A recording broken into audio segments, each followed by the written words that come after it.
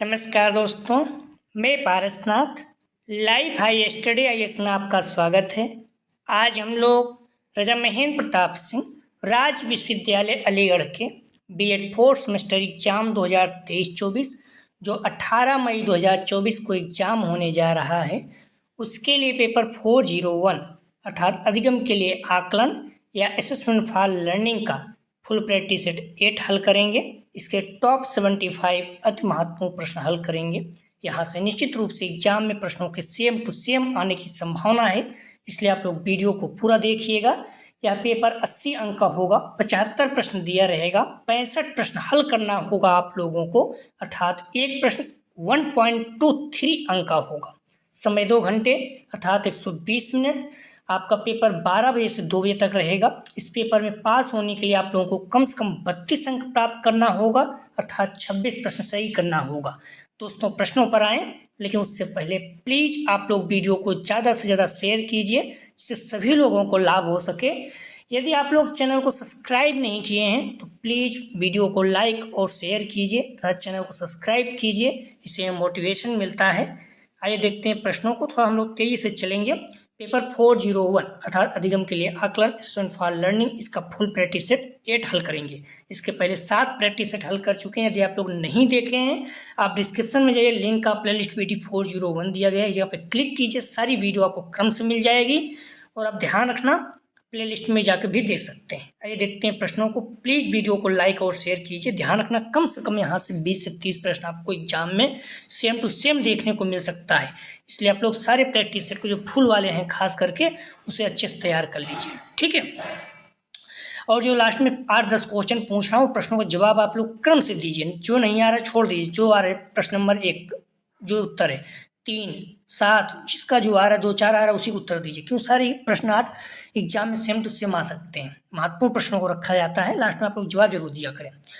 प्रश्न है, प्रसंगात्मक बोध परीक्षण का निर्माण किसने किया? ए मरे एवं मॉर्गन, बी लियोपोल्ड, बी बैलक, सी सेल्डन, डी टॉरेंस। प्रसंगात्मक बोध परीक्षण का निर्माण किसने किया? सही जवाब हो जाएगा इसका ए, मरे एवं मॉर्गन। अगला प्रश्न है, कौन सा कारक बुद्धि को प्रभावित करता है? ए वंशानुक्रम, बी उम्र, सी वातावरण, डी उपरोक्त सभी। सही जवाब हो जाएगा डी उपरोक्त सभी। प्लीज़ आप लोग वीडियो को लाइक और शेयर कीजिए, साथ साथ आप लोग प्रश्नों का जवाब दीजिए, इससे क्या आप साथ में बने रहेंगे। गलत होगा तो कोई दिक्कत नहीं। बिने साइमन बुद्धि परीक्षण है, सही जवाब हो जाएगा इसका ए, वैयक्तिक शाब्दिक परीक्षण। अगला प्रश्न है, बुद्धि व्यक्ति की क्षमताओं का समुच्चय है जो उसके उद्देश्यपूर्ण कार्य करने, विवेकशील चिंतन एवं पर्यावरण से प्रभावपूर्ण समायोजन करने में सहायक है। यह किसने कहा? सही जवाब हो जाएगा सी, वेस्लर।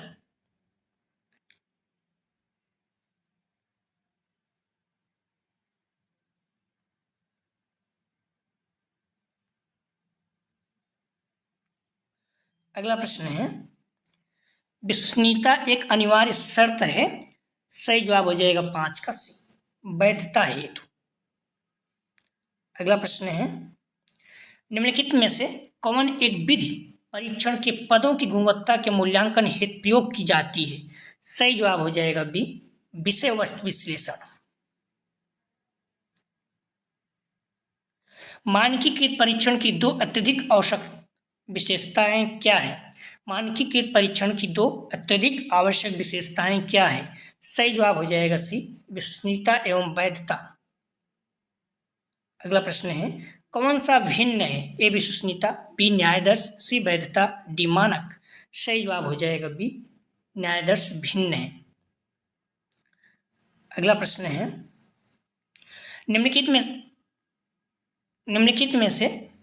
निम्नलिखित में कौन सा अध्यापक निर्मित परीक्षण का लक्षण नहीं है? सही जवाब हो जाएगा डी, मानक जो है ये नहीं है। अगला प्रश्न है, किसी परीक्षण का स्वसंबंध कहलाता है? सही जवाब हो जाएगा 10 का सी, विश्वसनीयता गुणांक। अगला प्रश्न है, यदि कोई परीक्षण वैध है तो वह, सही जवाब हो जाएगा ए, विश्वसनीय अवश्य होगा। वैध है तो विश्वसनीय अवश्य होगा, लेकिन विश्वसनीय तो जरूरी नहीं वैध हो। अगला प्रश्न है, निर्णयात्मक परीक्षण महत्व देता है? सही जवाब हो जाएगा सी, दोनों सही उत्तर और गलत उत्तर दोनों को ऋणात्मक परीक्षण महत्व देता है, सही उत्तर और गलत उत्तर दोनों को। सी सही जवाब है। अगला प्रश्न है, महत्वपूर्ण एग्जाम में सवाल भी पूछा जाता है। निम्नलिखित में से कौन सा माध्य, माध्यिका और बहुलक के बीच सही संबंध है? सही जवाब हो जाएगा 13 का ध्यान रखना, सी। 3 माध्यिका बराबर 2 बहुलक प्लस 3 माध्यिका बराबर बहुलक प्लस माध्य, या फिर बहुलक बराबर 3 माध्यिका, इधर ले जाएंगे इसको तो माइनस हो जाएगा, माइनस ऐसे याद रख लीजिए, ये सबसे बेस्ट है। आप ऐसे जैसे याद कर सके वैसे याद करिए, ठीक है। 3 माध्यिका बराबर बहुलक प्लस 2 माध्य, ठीक है, या बहुलक बराबर 3 माध्यिका माइनस 2 माध्य, जैसे आप याद कर सकते हैं। 3 माध्यिका बराबर बहुलक प्लस 2 माध्य। अगला प्रश्न है, कौन सा केंद्रीय प्रवृत्ति का सबसे सामान्य माप है? सही जवाब हो जाएगा, ध्यान रखना, ये माध्य। प्लीज आप लोग लाइक कर दीजिए, इस नुकसान आपका नहीं होगा। अगला प्रश्न है, निम्नलिखित में कौन सर्वाधिक अस्थायी केंद्रीय प्रवृत्ति की माप है? महत्वपूर्ण, बार बार पूछा जाता है। ए माध्य, माध्य जो है सबसे अस्थायी है। अगला प्रश्न है, निम्न में कौन केंद्रीय प्रवृत्ति की माप नहीं है? सही जवाब हो जाएगा डी, मानक विचलन। अगला प्रश्न है, आंकड़ों का मध्य बिंदु कहलाता है? सही जवाब हो जाएगा 17 का सी, माध्यिका। महत्वपूर्ण है। अगला प्रश्न है, निम्नलिखित में कौन विचलनशीलता का सर्वाधिक अस्थायी माप है? सही जवाब हो जाएगा 18 का ए, मानक विचलन। अगला प्रश्न है, मध्यमान है, फार्मूला पूछा है, सही जवाब हो जाएगा बी, मध्यमान यम बराबर कोष्टक के अंदर सिग्मा एफ एक्स अपान एन, अर्थात एफ एक्स बटे एन है, ठीक है। अगला प्रश्न है, सर्वाधिक संवेदनशील सांख्यिकी कौन सी है? सही जवाब हो जाएगा 20 का ए, मध्यमान।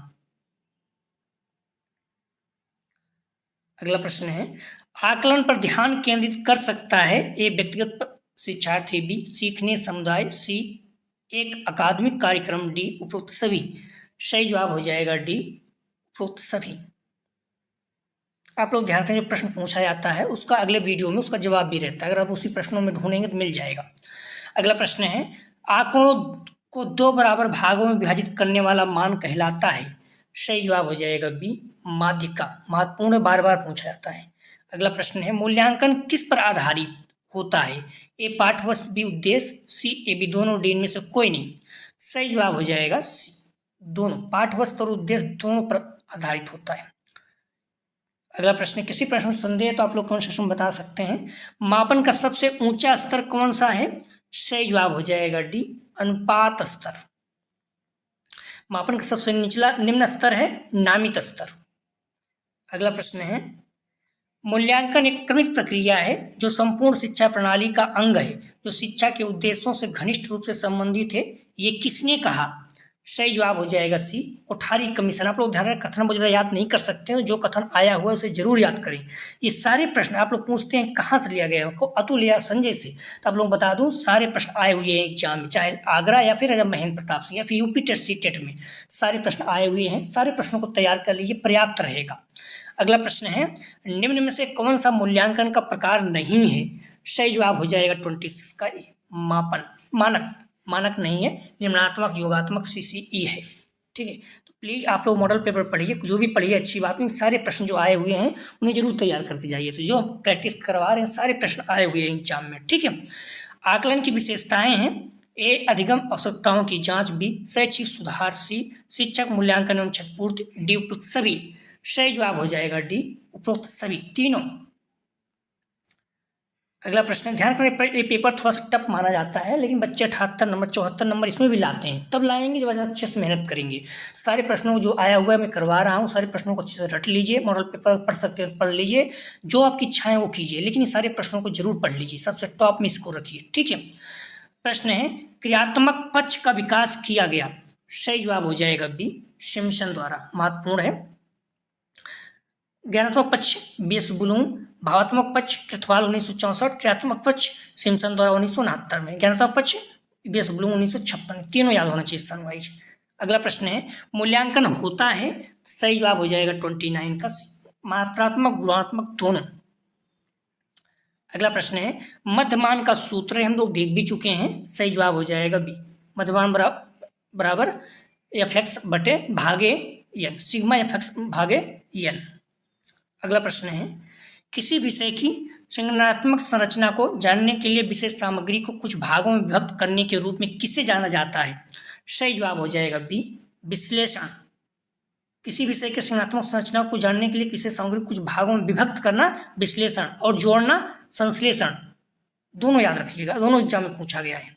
अगला प्रश्न है मूल रूप से उद्देश्यों का पहला प्रारूप होना चाहिए, सही जवाब हो जाएगा डी, आकलित। अगला प्रश्न है अनुदेशात्मक उद्देश्यों में सम्मिलित है, सही जवाब हो जाएगा ए, सीखने की गतिविधियां। अगला प्रश्न है सही गलत प्रश्नों का सबसे महत्वपूर्ण लाभ क्या है, सही जवाब हो जाएगा ए, निर्माण में आसानी।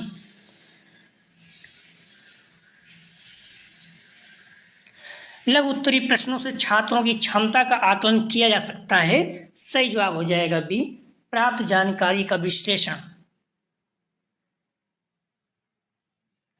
एमसीक्यू में गलत विकल्प होते हैं, सही जवाब हो जाएगा विचलित करने वाले।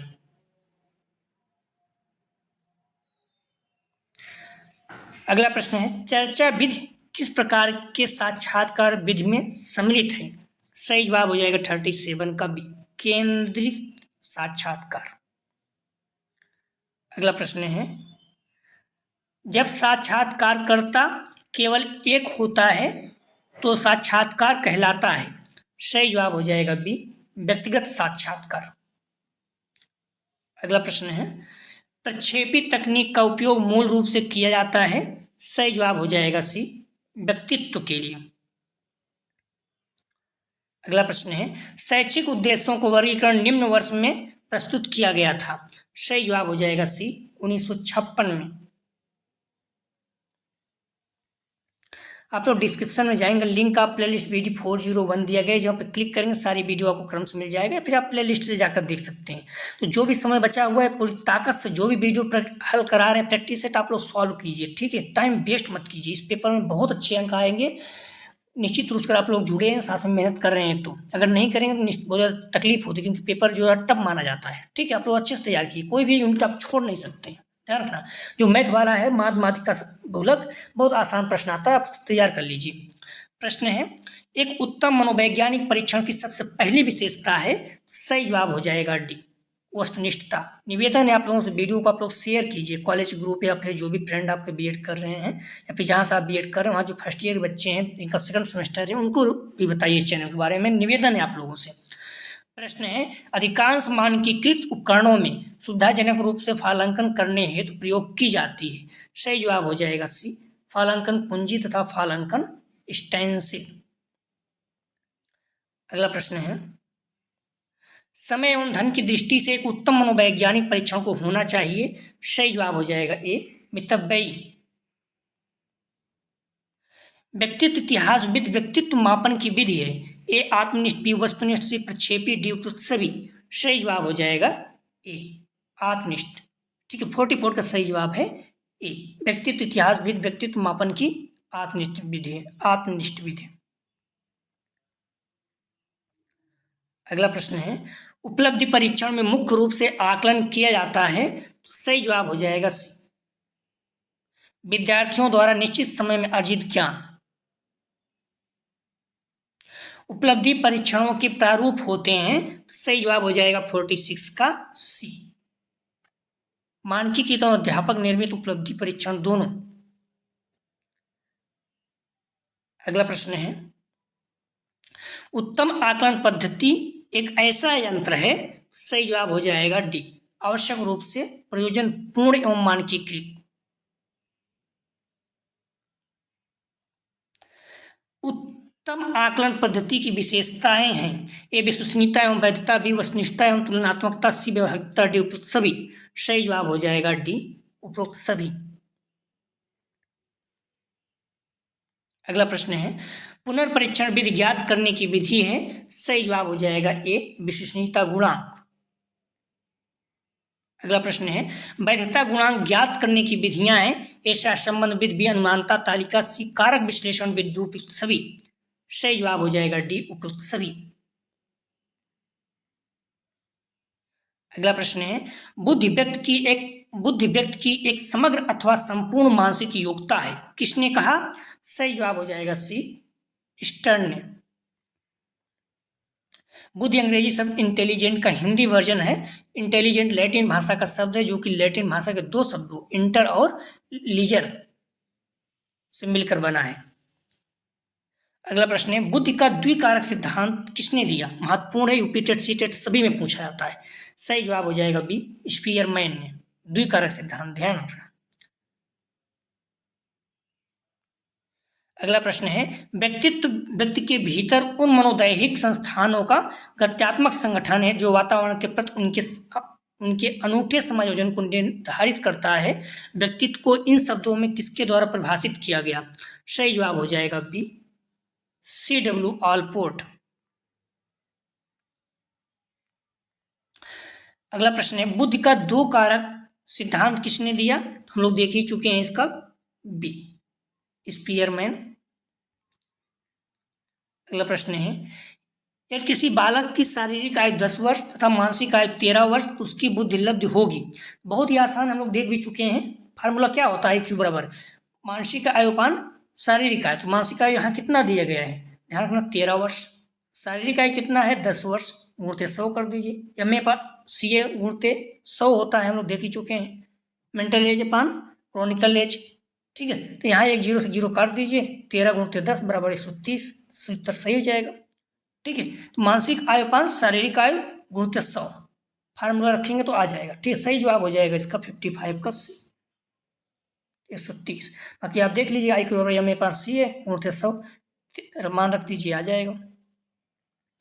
अगला प्रश्न है, बहुकारक का सिद्धांत, बुद्धि के बहुकारक का सिद्धांत किसने दिया था?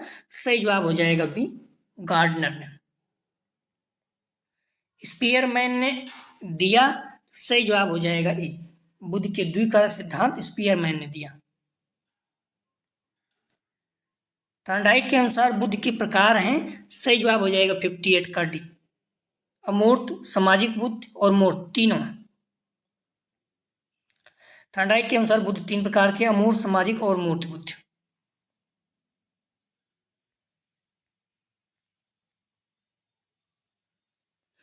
पांच वर्ष के मोहन की मानसिक आयु 8 वर्ष है। 5 वर्ष के मोहन की मानसिक आयु 8 वर्ष है, उसकी बुद्धि लब्धि कितनी होगी? आई के बराबर क्या होता है? एम ए पान सी ए।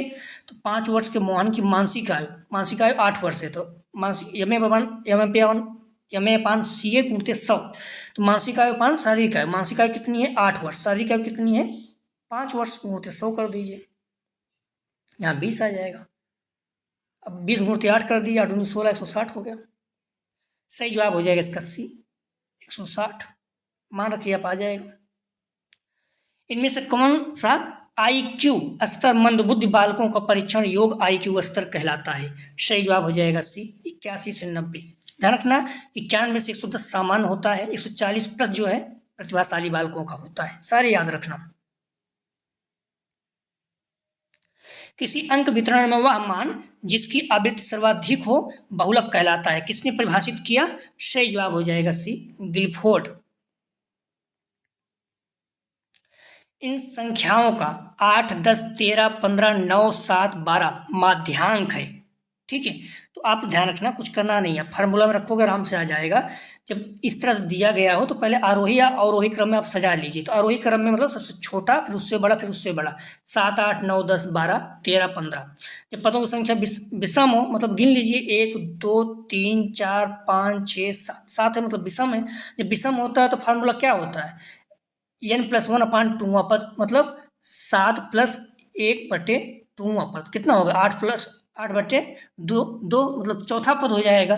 तो आप इसमें देखोगे चौथा पद कौन सा है? 1, 2, 3, 4, चौथा पद 10 है, 10 उत्तर हो गया। ठीक है, बहुत आसान रहता है, आप लोग आराम से कर लीजिएगा, ठीक है। तो इसका सही जवाब हो जाएगा 62 का बी। कुछ करना नहीं है, पदों को पहले आरोही या अवरोही चाहे छोटे से बड़े में या बड़े से छोटे में सजा लीजिए। उसके बाद देखिए संख्या कितनी है, 7 है, n+1/2वां पद, जो पद आ जाए वही हो जाएगा उत्तर आपका। अगला प्रश्न है विचलनशीलता का सर्वोत्तम मापक है, सही जवाब हो जाएगा 63 का बी, मानक विचलन। अगला प्रश्न है निम्नलिखित में से कौन केंद्रीय प्रवृत्त सर्वाधिक अस्थायित्व रखता है, सही जवाब हो जाएगा बी, मध्यमान। अगला प्रश्न है निम्नलिखित संख्याओं का मानक विचलन क्या है, सही जवाब हो जाएगा 65 का बी, 2 हो जाएगा। फार्मूला आप रखेंगे तुरंत आ जाएगा, ठीक है। मानक विचलन का फार्मूला क्या होता है, √σ(x-n) कोष्टक बंद 2 पूरे का n होता है। फार्मूला रखेंगे तो आ जाएगा तुरंत, ठीक है। अगला प्रश्न है टी प्राप्तांकों के प्रयोग का सुझाव दिया था, सही जवाब हो जाएगा, ध्यान रखना डी, मैकॉल, महत्वपूर्ण पूछा जाता है। अगला प्रश्न है सहसंबंध गुणांक ज्ञात करने की विधियां हैं, सही जवाब हो जाएगा 67 का सी, दोनों हो जाएगा, ठीक है। कोट अंतर्विद और गुणन आघूर्णविद दोनों। कोट अंतर्विद के प्रवर्तक हैं, सही जवाब हो जाएगा बी, स्पीयरमैन। अगला प्रश्न है कोट अंतर्विधि का सही सूत्र है, सही जवाब हो जाएगा, ध्यान रखना पहला, 1 - कोष्टक के अंदर 6 σd² कोष्टक के अंदर n² -1 कोष्टक बंद बड़ा कोष्टक। अगला प्रश्न है यदि x = 70, m = 50 और सिग्मा = 10 तो z है। ध्यान रखना फार्मूला में अगर आप याद रहे तो आसानी से आप कर सकते हैं, ठीक है। z बराबर क्या होता है, x - m/σ। तो x बराबर कितना दिया है 70, m बराबर दिया है 50 और सिग्मा बराबर दिया है 10। आप मान रख दीजिए 50, 70 - 50 कितना हो जाएगा 20, 20/10 2 आ जाएगा, ठीक है। इस फार्मूला में आप रखेंगे तो आ जाएगा, ठीक है। सही जवाब इसका हो जाएगा 2, 70 का सही जवाब है +2। अगला प्रश्न है मापन का संप्रत्यय इनमें से किससे संबंधित है, सही जवाब हो जाएगा डी, वस्तुओं एवं पदार्थों को नियमानुसार संख्या प्रदान करना। अगला प्रश्न है मूल्यांकन होता है, सही जवाब हो जाएगा 72 का सी, गुणात्मक एवं मात्रात्मक मूल्यांकन दोनों। अगला प्रश्न है सतत मूल्यांकन का उद्देश्य होना चाहिए, सही जवाब हो जाएगा सी। करीब 80 प्रश्न है, या निर्णय लेना कि क्या विद्यार्थियों को अगली कक्षा में प्रोन्नत किया जाना चाहिए। 80 प्रश्न है, आप लोग प्रश्नों को पूरा देखिएगा प्लीज। अगला प्रश्न है सत्रांत पर किया जाने वाला मूल्यांकन कौन सा है, सही जवाब हो जाएगा बी, श्रृंखलात्मक मूल्यांकन। ध्यान रखना इस तरह का प्रश्न अब की बार एमएड में पूछा गया था, ठीक है, जो 3rd सेमेस्टर हो रहा था एग्जाम एमएड का। अगला प्रश्न है मूल्यांकन के महत्वपूर्ण बिंदु हैं, तो ए शैक्षिक उद्देश्य, बी अधिगम अनुभव, सी व्यवहार परिवर्तन, डी उपरोक्त सभी। सही जवाब हो जाएगा, ध्यान रखना डी उपरोक्त सभी। अगला प्रश्न है नैदानिक थर्मामीटर उदाहरण है, सही जवाब हो जाएगा 76 का सी, ए बी दोनों, क्रमित और समय अंतराल मापनी दोनों का। अगला प्रश्न है संख्यात्मक मान प्राप्त करने की प्रक्रिया को कहा जाता है, सही जवाब हो जाएगा सी, मापन। अगला प्रश्न है निर्णयात्मक मूल्यांकन का उद्देश्य है, सही जवाब हो जाएगा ए, प्रगति पर गौर करना एवं उपचारात्मक अनुदेशन की योजना। अगला प्रश्न है व्यवहार के मापन के लिए किस उपकरण का उपयोग किया जाता है, सही जवाब हो जाएगा डी, टेस्ट। टेस्ट वे उपकरण होते हैं जो किसी व्यक्तियों के किसी समूह के व्यवहार को क्रमबद्ध एवं व्यवस्थित ज्ञान प्रदान करते हैं। परीक्षण की प्रकृति के आधार पर परीक्षणों को मौखिक परीक्षण, लिखित परीक्षण तथा प्रयोगात्मक परीक्षण के रूप में बांटा जा सकता है। अगला प्रश्न है निम्नलिखित में से सही अनुक्रम है, सही जवाब हो जाएगा ए, परीक्षण, उसके बाद मापन, उसके बाद आकलन, फिर मूल्यांकन। मूल्यांकन सबसे बृहद भी होता है। कुछ प्रश्न इसका जवाब आप लोग जरूर दीजिएगा और क्रम से दीजिए, मान लो पहला नहीं रहा दूसरा जो भी आ रहा है उस प्रश्न संख्या डालिए और जवाब जरूर दीजिए, ठीक है। इससे क्या होगा आपको याद रहेगा। ध्यान रखिए सारे प्रश्न एग्जाम में आ सकते हैं, आए हुए हैं। किसने परिभाषित किया संप्रेषण विचार विनिमय के मूड में विचारों तथा भावनाओं को परस्पर जानने तथा समझने की प्रक्रिया है, ए मायर, बी रेडफील्ड, सी एलन, डी एडगर्डेल। अगला प्रश्न है किसने कहा विस्मरण वह प्रवृत्ति है जिसके द्वारा दुखद अनुभवों को स्मृति से अलग कर दिया जाता है, ए मन, बी ड्रेवर, सी फ्रायड, डी स्किनर। ध्यान रखना सारे कथन आप याद नहीं कर सकते, जो आए हुए हैं उसको याद कर लीजिए, सारे प्रश्न आए हुए हैं। अगला प्रश्न है, सूक्ष्म शिक्षा प्रथम बार किस विदेशी विश्वविद्यालय में विकसित हुई? ए स्टैनफोर्ड, बी शिकागो, सी ऑक्सफोर्ड, डी फ्लोरिडा। कुछ बच्चे जवाब देते हैं, बहुत बढ़िया आप लोग कर रहे हैं। निश्चित रूप से एग्जाम में कम से कम 10 प्रश्न अगर है तो 10 में 2-3 भी मिल सकता है, तो आप लोग प्रश्नों का जवाब जरूर दिएगा जो पूछा जाता है, और अगले वीडियो में इसका जवाब रहता है। प्रेरणा का मूल प्रवृत्तियों का सिद्धांत किसने विकसित किया था? ए हल, बी मैकडूगल, सी फ्रायड, डी स्किनर।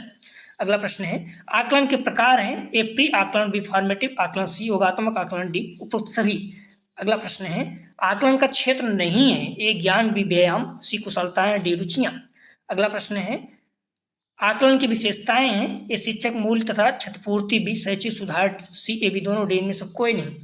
अगला प्रश्न है, सत्य शून्य बिंदु विद्यमान रहता है? ए शाब्दिक स्तर में, बी अंतराल स्तर में, सी क्रमित स्तर में, डी अनुपात स्तर में। अगला प्रश्न है, आकलन, मापन व मूल्यांकन में संबंध है?